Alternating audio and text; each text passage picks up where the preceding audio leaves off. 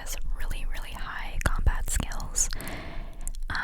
And he kind of has Thor vibes, but I need him to stay in Flindrel Hall and guard it.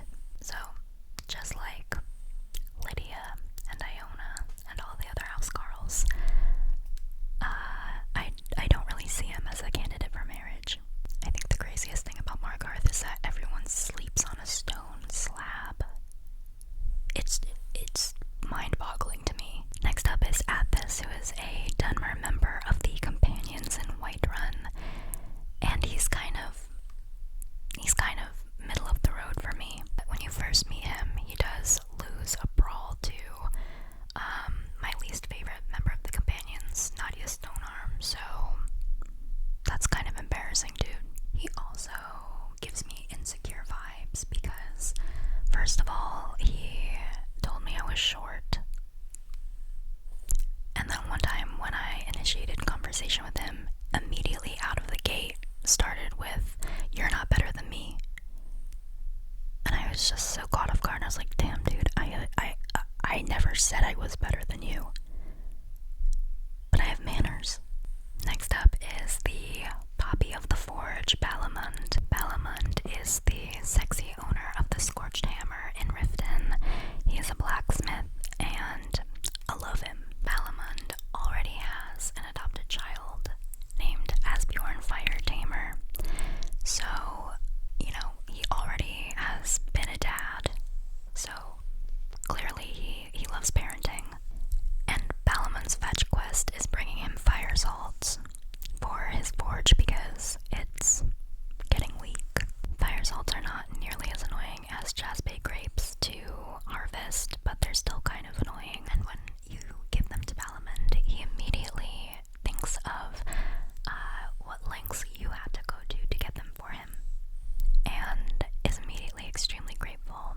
And I think he's a words of affirmation guy. So, yeah, Balamund, A tier husband. Next up is Belrind, who is a mercenary that lives in the Winking Skeever in Solitude, Skyrim's capital. The things I love about Belrind are as follows.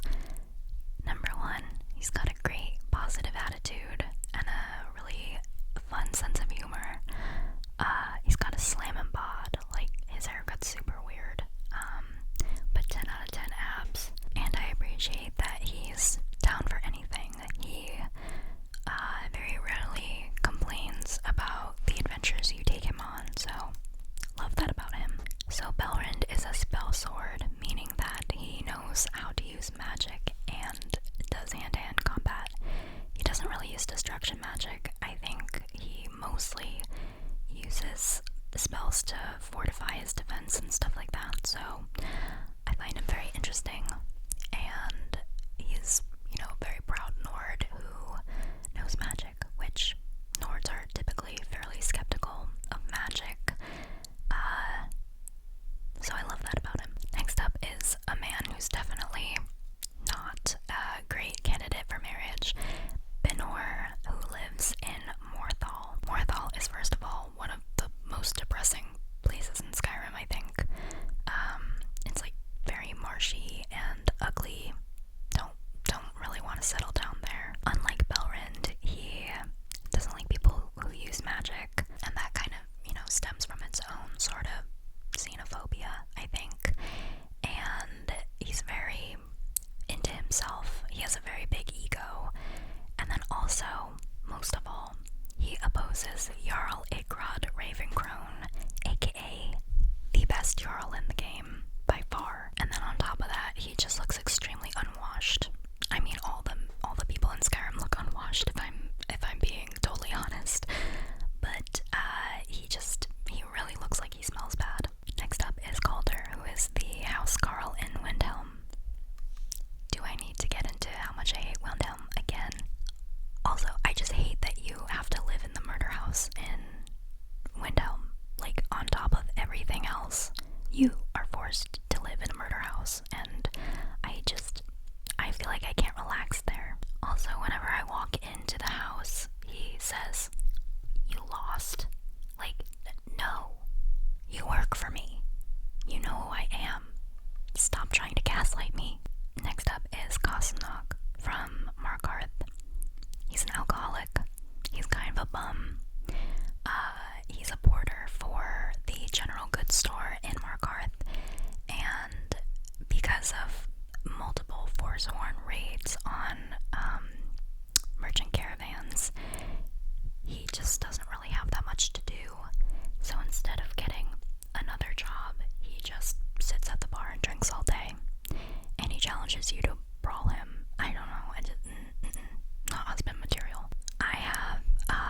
anxious attachment style.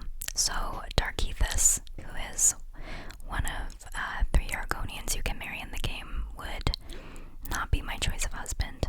You meet him by rescuing him from a place called Darkwater Pass, and he lives in a little mining settlement called Darkwater Crossing. Overall, he is a really sweet person and a great follower.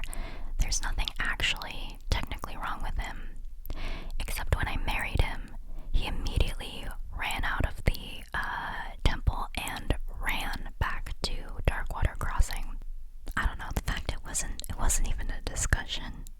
It wasn't hey, I really love my house, my tent in Darkwater Crossing. I want to stay there. He just ran away. So for that, Darkethus is not my favorite. Side note, I know that Darkethus not moving into your house and running away after your marriage is a bug, but the bug really emotionally affected me, okay? One of the most based husband options in the game is Vargas. He is a member of the Companions and is also a werewolf, but you can cure his lycanthropy if you choose. I root for Vargas because everybody is always telling him that he is stupid, and when he introduces himself to you, he basically puts up this disclaimer that he's not smart, and that broke my heart a little bit. Like, Vargas, you don't have to be book smart to be not dumb, you know what I mean? He is extremely knowledgeable in combat, he has a lot of practical skills, and then he's just very warm to you right off the bat, and doesn't give you a hard time like some other members of the faction. And then also, he's the first member of the inner circle and the Companions to reveal his lycanthropy to you. And I felt a little like a damsel in distress when that happened. We were in a Nordic ruin together, and like a dumb bitch, I accidentally sprang a trap and locked myself in a room. And then a bunch of people who hate werewolves started attacking him. And then he turned into a werewolf, killed all of them, unlocks the room, and then is like, hope I didn't scare you. And that really endeared me to him. I think that endears a lot of players to him. Also, when he vouched for me to join the Companions, there's something about that little ceremony that just, it feels like a wedding to me. And I like that he's the first member of the Companions to be one of your followers. Love at first sight. Next up is Filnyar, and he is the owner of a mine that's overrun with giant spiders. Next up is Gatgro Shargak. When you meet him, he is one of 2 survivors of a boar's horn attack on the mine he originally used to work in, and he and his BFF Pavo escaped together. And my headcanon is that they're in love. They speak so highly of each other, and there's just something about their connection that I think Gat and Pavo belong together. He is kind of a sweetie because he mentions that he's very shaken up after killing somebody, and I think that's kind of a rare attitude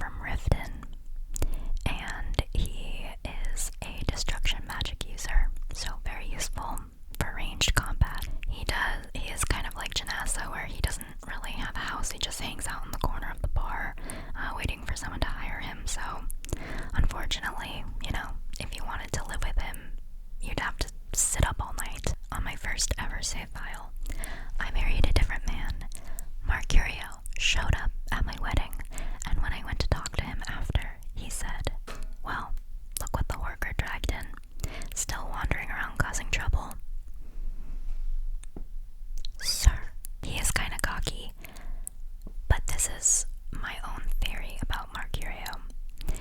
His braggadocious sort of bravado that he puts on is kind of an act.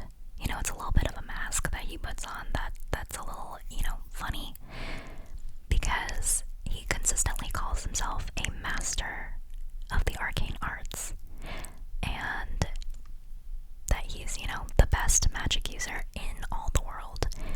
But later, he refers to himself as an apprentice wizard, and he only wears adept robes.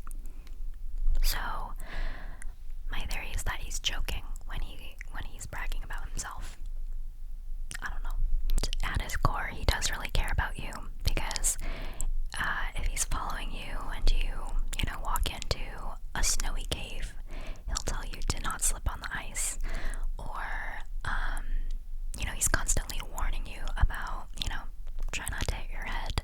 I just love Mercurio's petty side.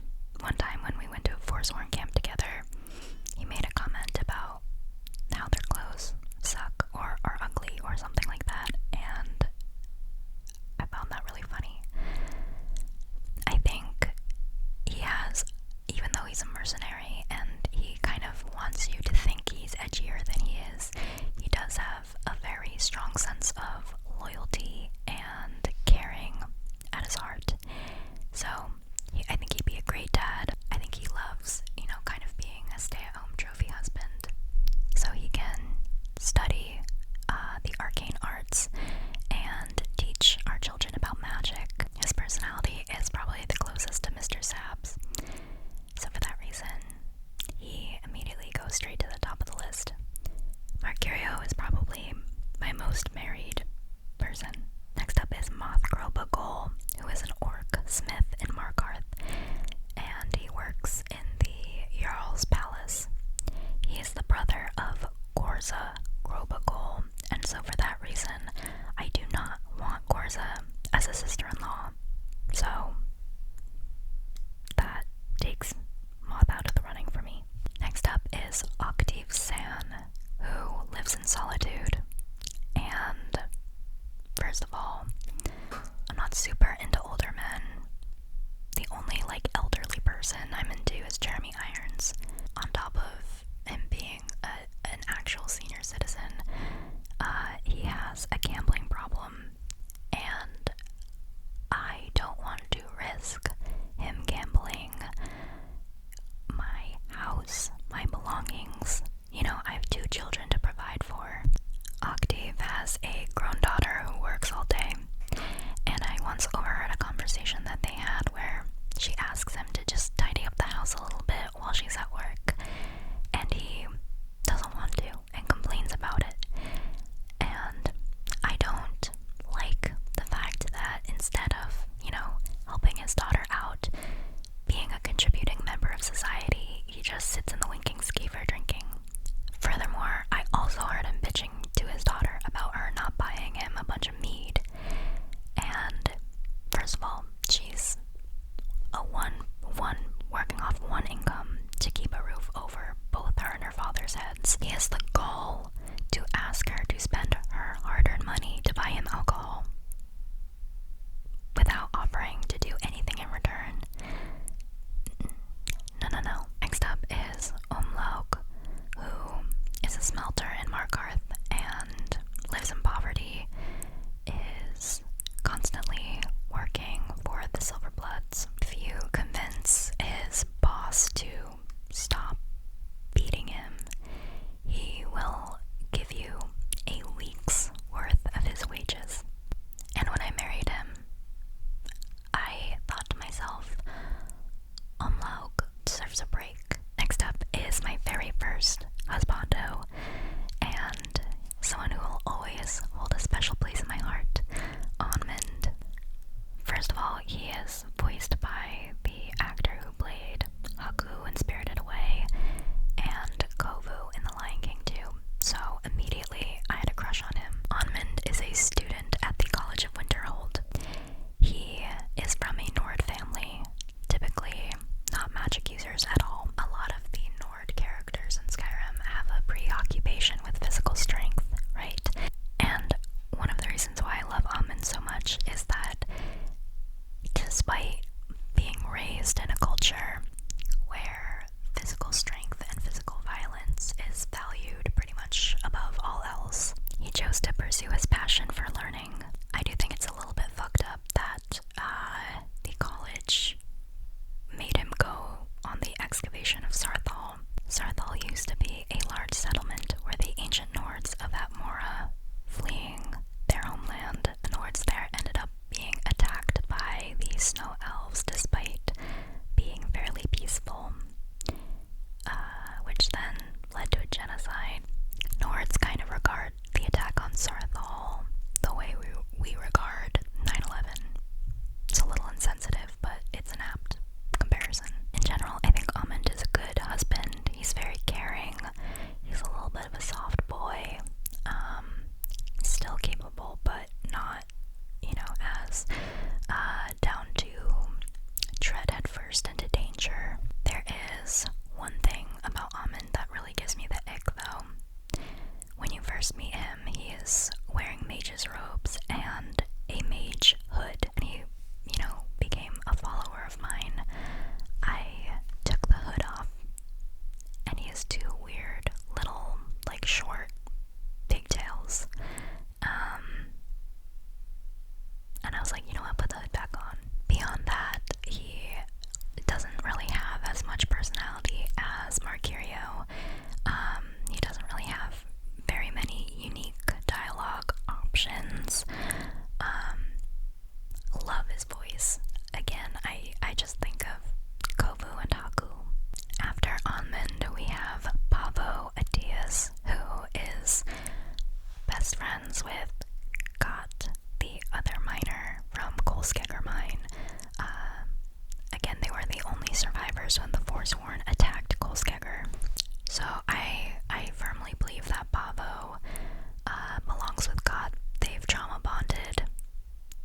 Pavo can be heard asking God if he's going to go back to his stronghold. And to me, that's kind of like him subtly sussing out if he's going to stay with him. So for me, I want Pavo to be able to marry his bro. Next up is Perth, who is another miner. Mid, very, very mid. Basically, his greatest passion is mining. And, I wouldn't want to take that away from him, so he can stay at the mine. Quintus Navale is the apprentice to the apothecary in Windhelm. Even though Quintus claims to have a lot of, ambition, I don't really think he has a lot of initiative. He is learning from the alchemy master Norelion. I've heard Quintus, not being able to finish a task on time. And also, what the fuck is he wearing? The furry hat mutton chops combo is a real ick for me. Next on our list is Revan Sadri.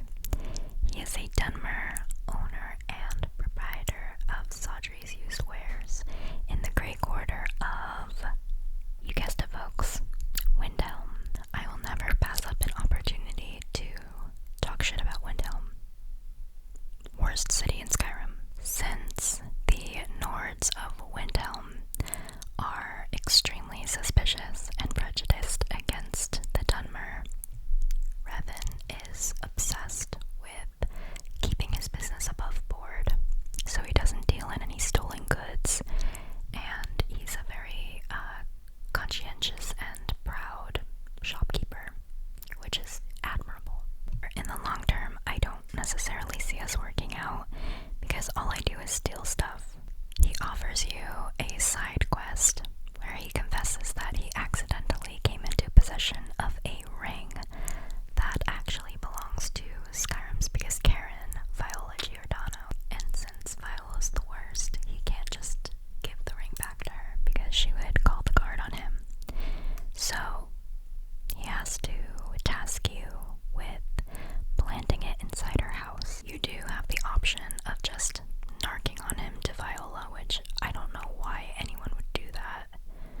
She's the worst. As far as a husband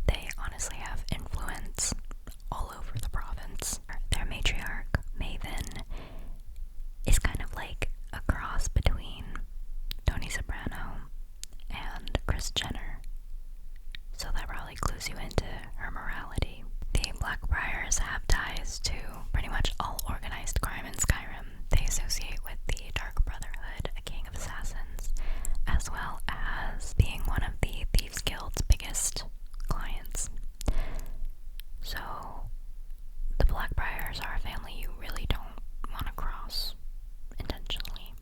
And that is exactly what our boy Romlandreth is doing. He works at the meadery and is secretly stealing bottles of mead and selling it under the table for a cheaper price. Marrying him definitely puts a target on your back.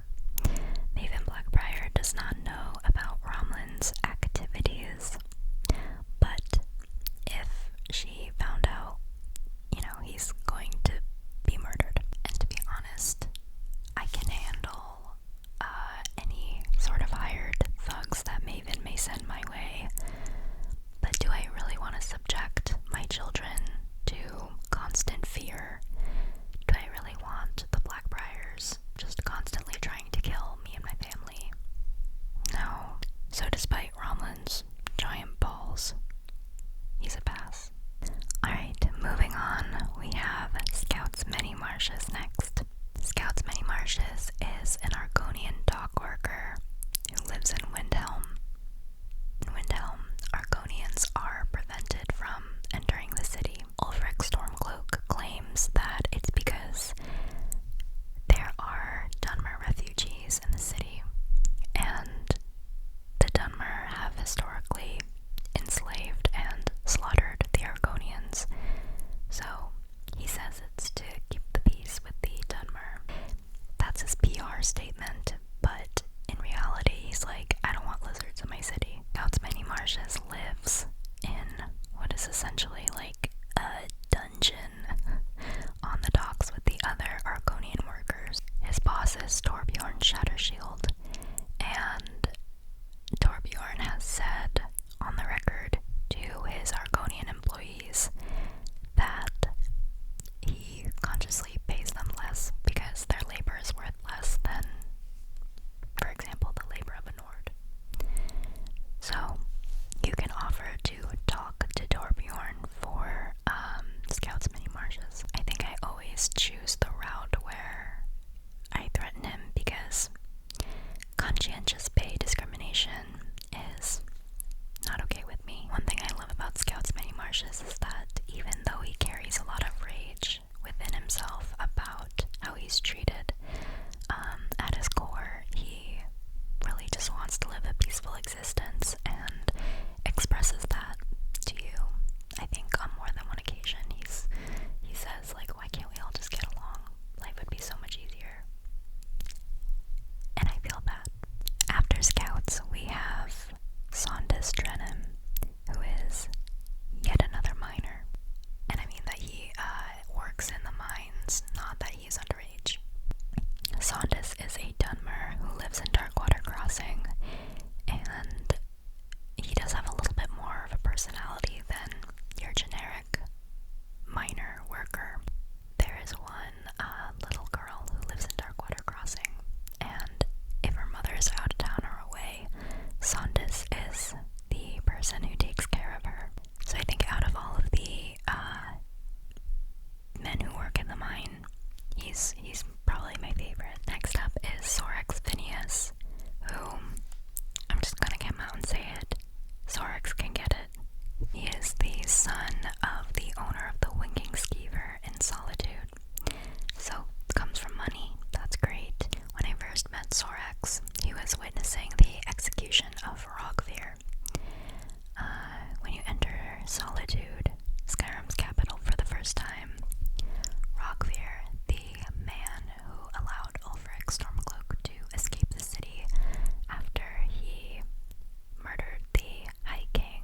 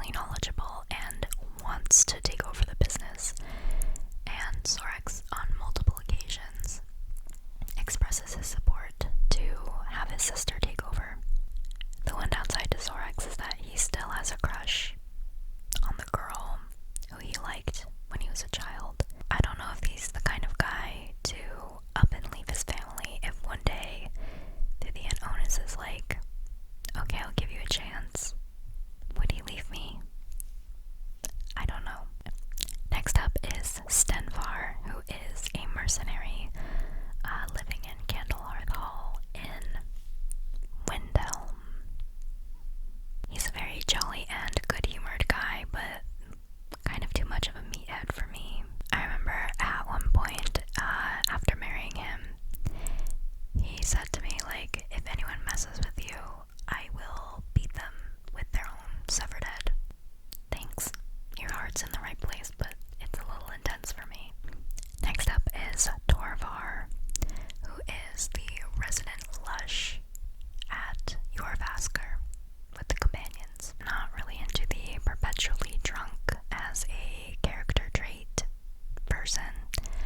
I don't want him constantly being drunk around our kids. I think that's weird.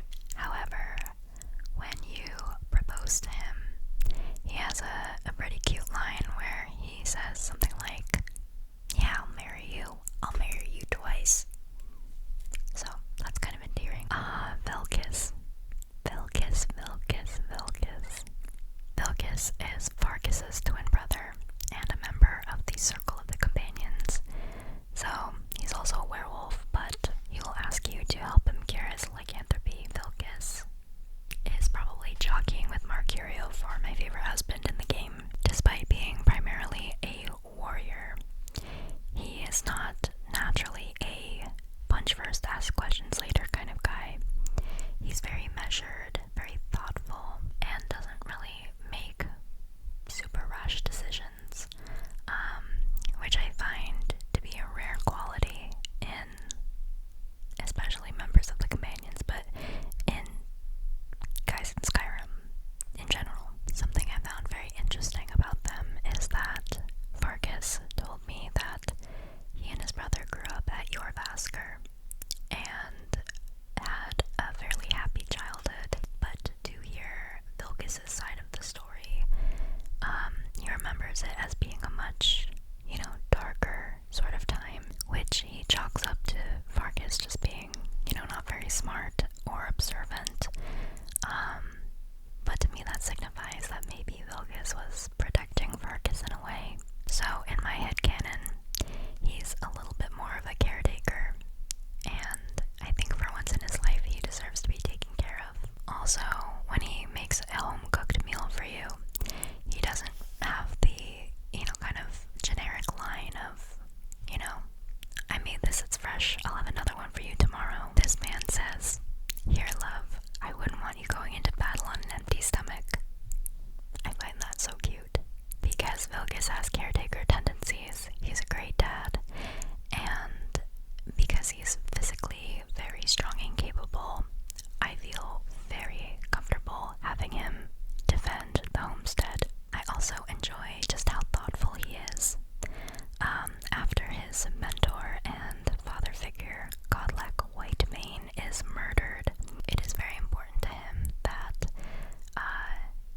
he cures Godlak's lycanthropy post-mortem, because it was Godlak's greatest wish in life, and it would allow him to ascend into the Nord equivalent of heaven. And yes, he wants his mentor to be able to go to heaven, but it is even more important to him that it meant a lot to his mentor. I find that extremely, caring and thoughtful. And when you are making your way through the ruin to be able to cure Godlak of his lycanthropy, Vilkis confesses to you that he acted out of rage after Godlak died. It basically accompanies you to wipe out the gang that killed Godlak, like kill every last one of the members of the gang. And even though he says he doesn't, regret that, he is a little bit ashamed of how blindly he went into a rage. I appreciate his emphasis on level-headed thinking and reason and objectivity. Very rare qualities to find in a partner in Skyrim. The one downside to Vilkis is that he doesn't really have a sense of humor. He's a little bit serious. But other than that, A+++.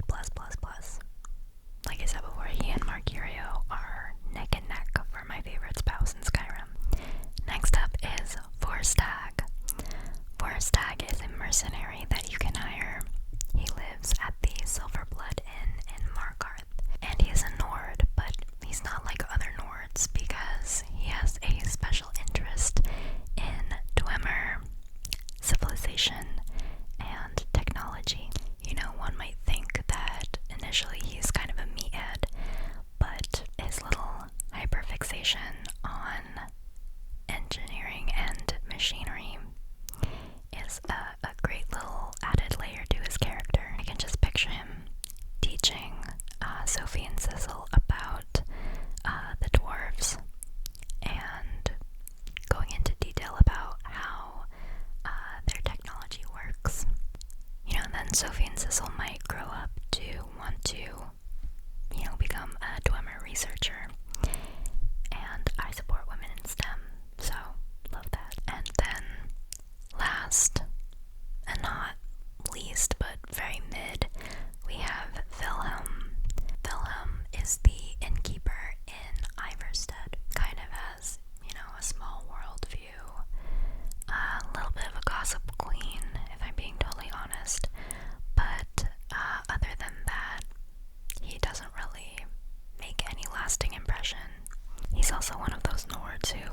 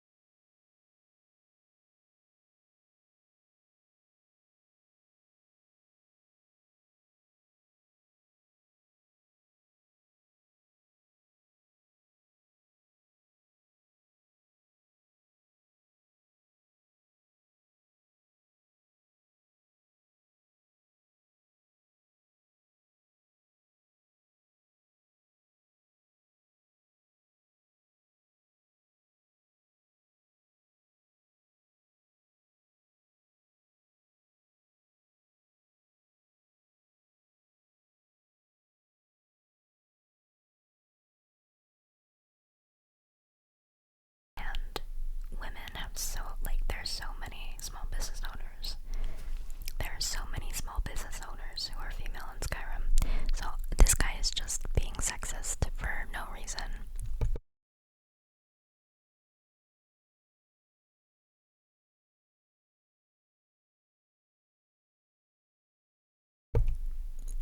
And Sorax doesn't really want, Sorax's passion is not running the inn and tavern, and his sister Minette is extremely knowledgeable and wants to take over the business. And Sorax, on multiple occasions, expresses his support to have his sister take over. So I think that that level of support and self-awareness is very, very attractive to me.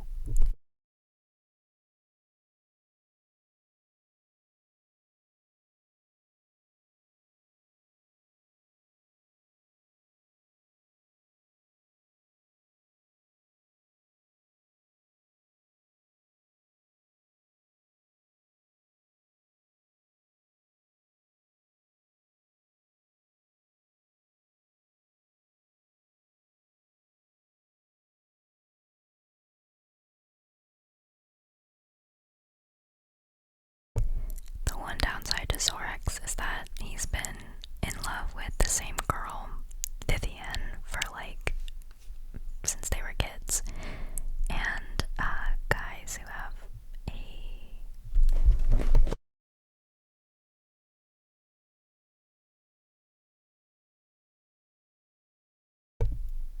the one downside about Sorax is that he still has a crush on the girl that he liked in childhood. And crushes like that, they run really deep. So I don't want to get cheated on.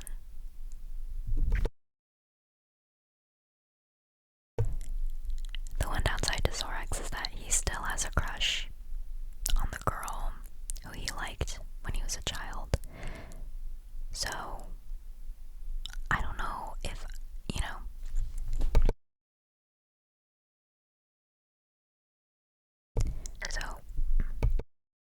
so I don't know if he's the kind of guy to up and leave his family if one day Vivian Onus is like, okay, I'll give you a chance. Would he leave me? I don't know.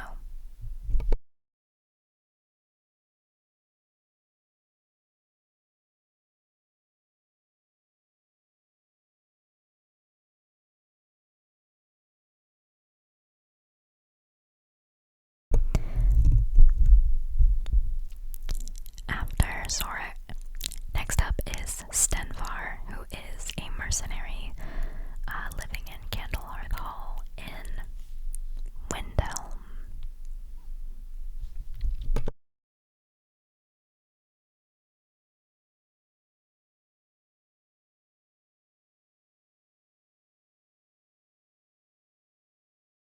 He's a very jolly guy. He's a very jolly and good-humored guy, but kind of too much of a meathead for me. He's one of those, punch first, ask questions later kind of guys. And that's not really ever been my type, so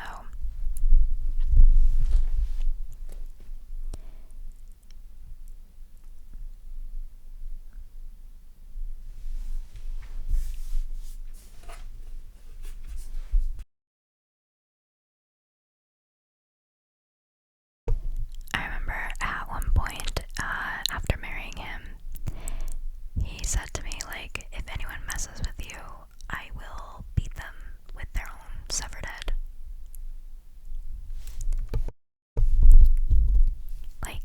Thanks, babe. That's very sweet. A little intense. Thanks. Your heart's in the right place, but it's a little intense for me.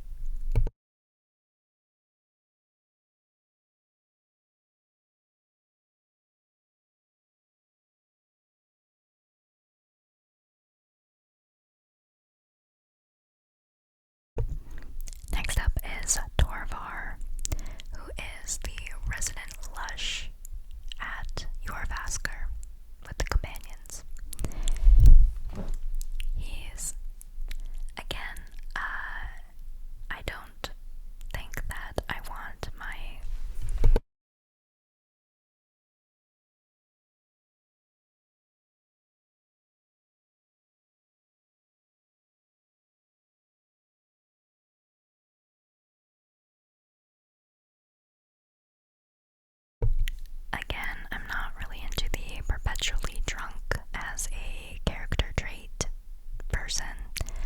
I don't want him constantly being drunk around our kids. I think that's weird. And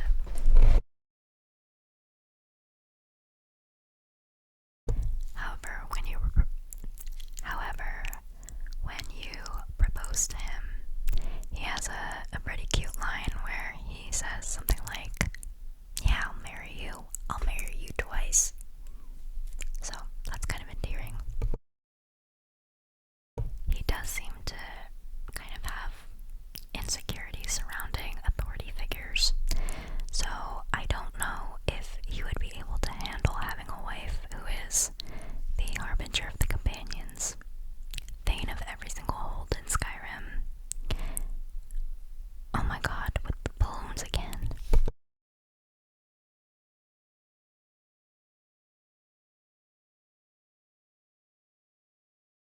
He also seems to have some sort of like insecurity surrounding authority figures. So I don't know if he would be able to handle having a wife who is Thane of every single hold in Skyrim, harbinger of the companions, leader of the Thieves Guild, the listener of the Dark Brotherhood, the Archmage of the College of Winterhold,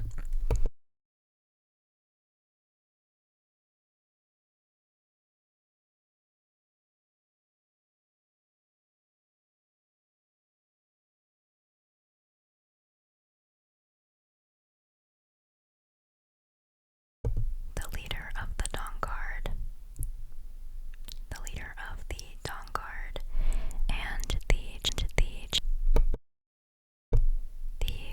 of the Dawnguard and the champion of every Daedric prince. Could he handle that? I don't know.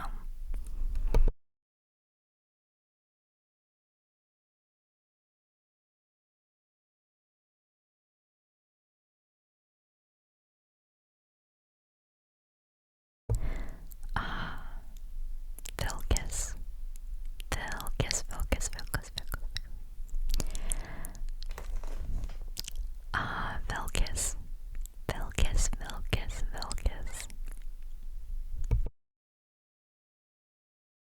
Vilkis is Farkis's twin brother and a member of the Circle of the Companions. So he's also a werewolf, but he will ask you to help him cure his lycanthropy. I'm not gonna lie, Vilkis is probably jockeying with Mercurio for my favorite husband in the game.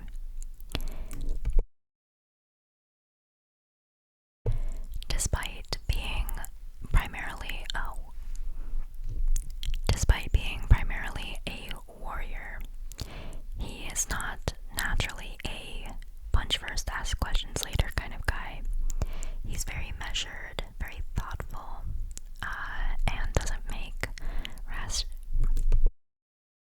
and doesn't really make super rash decisions, which I find to be a rare quality in especially members of the companions, but in guys in Skyrim in general.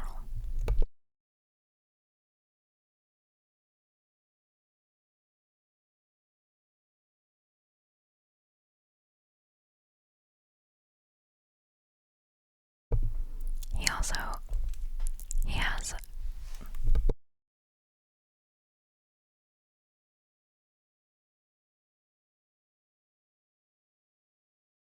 something I don't love about him is that he constantly says that Farkas is dumb, and I don't really think Farkas is dumb, and I think constantly being told that gets into his head. But they're brothers, you know. I guess they're going to call each other dumb at one point. I guess though they're brothers. Farkas calls Vilkis weak at one point, so you know they have their own things.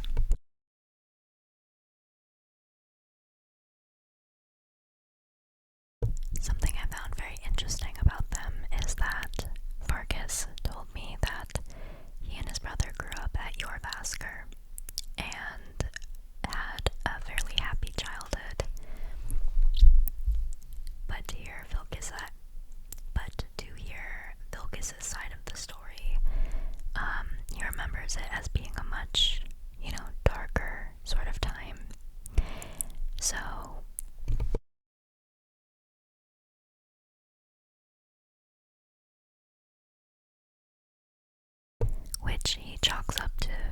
is just being, not very smart or observant. But to me that signifies that maybe Vilgus was protecting Farkas in a way. So he kind of has, some character, in my own head canon, he has some sort of like caretaker.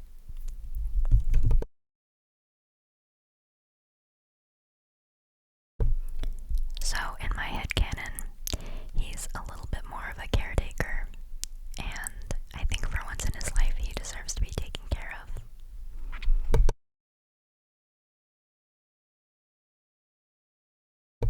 Also, when he makes a home-cooked meal for you, he doesn't have the, kind of generic line of, I made this, it's fresh, I'll have another one for you tomorrow.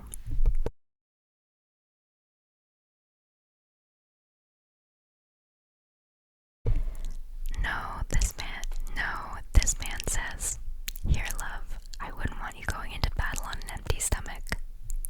I find that so cute.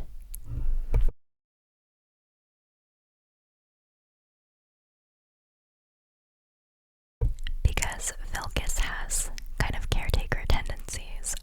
He's a great dad.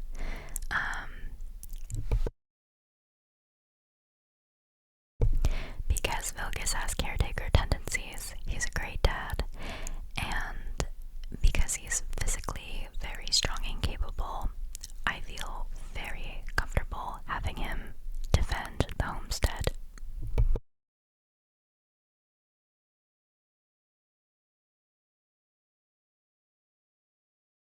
I also enjoy just how thoughtful he is. After his mentor and father figure, Godlek Whitemane, is murdered, it is very important to him that he cures Godlak's lycanthropy post-mortem, because it was Godlak's greatest wish in life, and it would allow him to ascend into the Nord equivalent of heaven.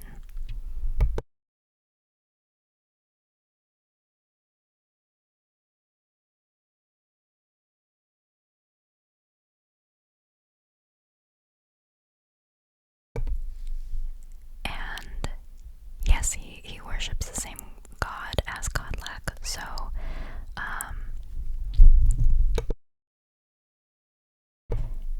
and yes, he wants his mentor to be able to go to heaven, but even more important to him,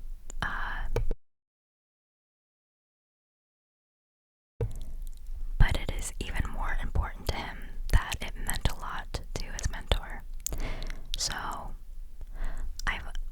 So I find that extremely thoughtful, just extremely caring, and I think Vilgus is a perfect husband. And so I find that just so thoughtful and caring and empathetic, and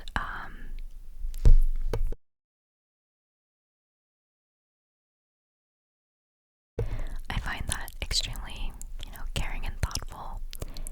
And when you are making your way through the ruin to be able to cure Godlak of his lycanthropy, Vilgus confesses to you that he acted out of rage after Godlak died.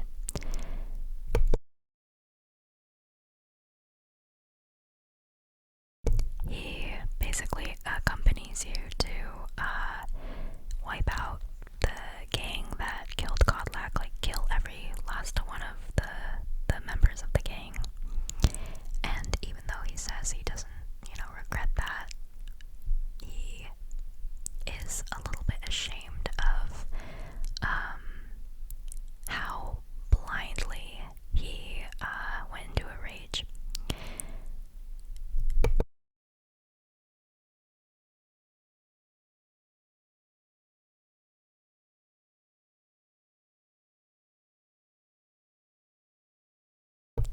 So I appreciate his emphasis on level-headed thinking reason and objectivity. Very rare qualities to find in a partner in Skyrim.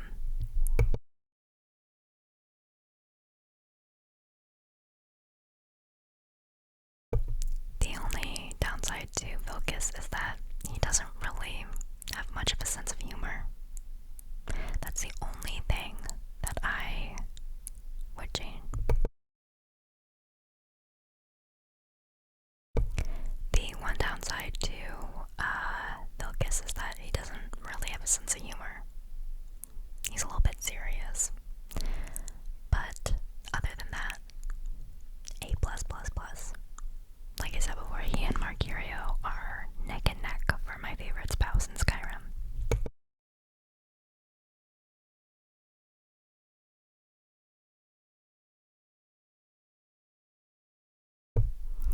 Next up is Forstag. Forstag is a mercenary that you can hire. He lives at the Silverblood Inn in Markarth. And out of all the mercenaries, he has one of my favorite character traits.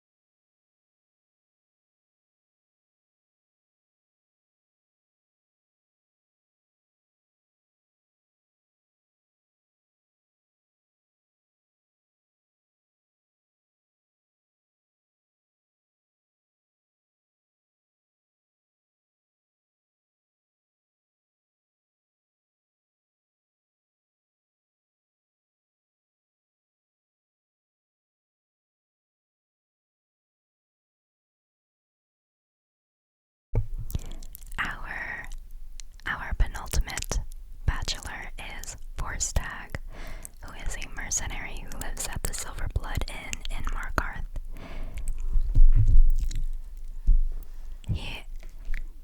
He's a Nord, but he's not like other Nords because he has a special interest in Dwemer, civilization, and technology.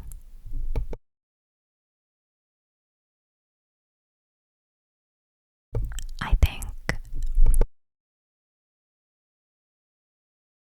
like most of your companions, he has kind of generic dialogue until you take him to a Dwemer ruin. Then he's a little chatty Cathy, talking about how he wants to dismantle their machinery to see how they work. Rattling off, little facts about the Dwemer.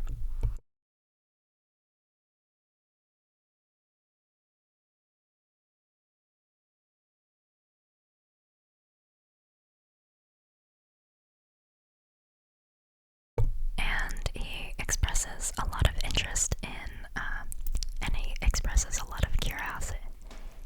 And he expresses just a lot of curiosity about how the Dwemer were able to be so technologically advanced.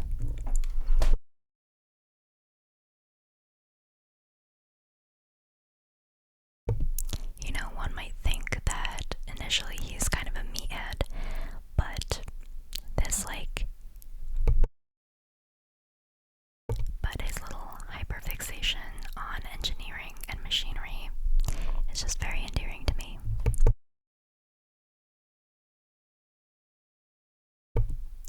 But his little hyperfixation on engineering and machinery is a great little added layer to his character.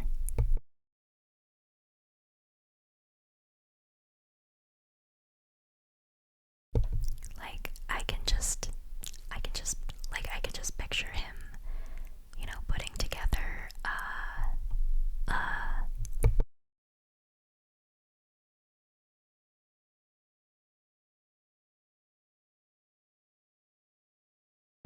I can just picture him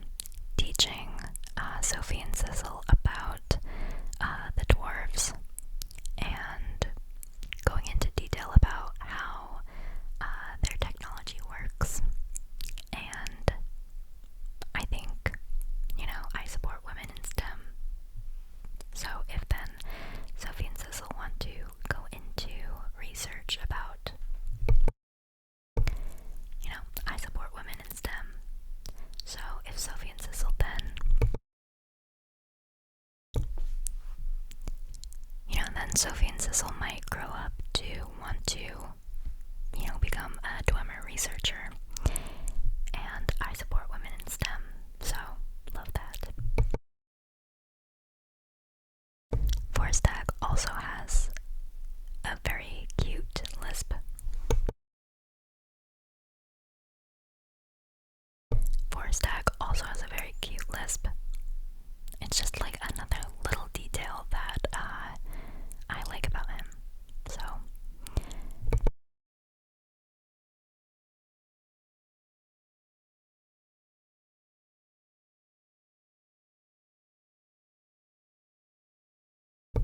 yeah, Forstag, great husband, would recommend.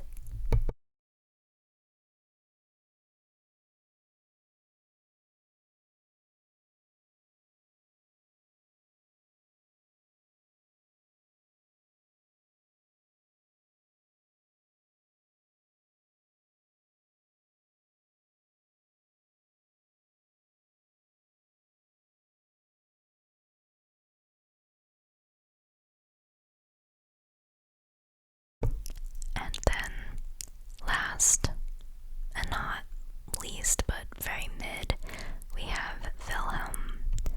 Wilhelm is the innkeeper in Iverstead. So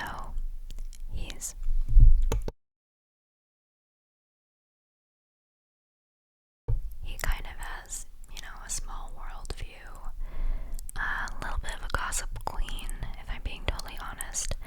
But other than that, he doesn't really make any lasting impression. He's also one of those Nords who, hates magic. And I don't want that attitude around my little arcane prodigy Sissel.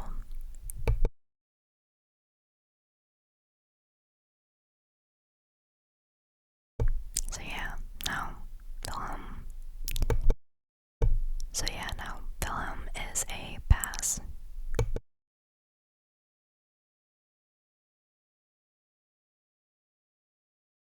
And with that, we have come to the end of the video. Thank you so much for allowing me to rant about these people.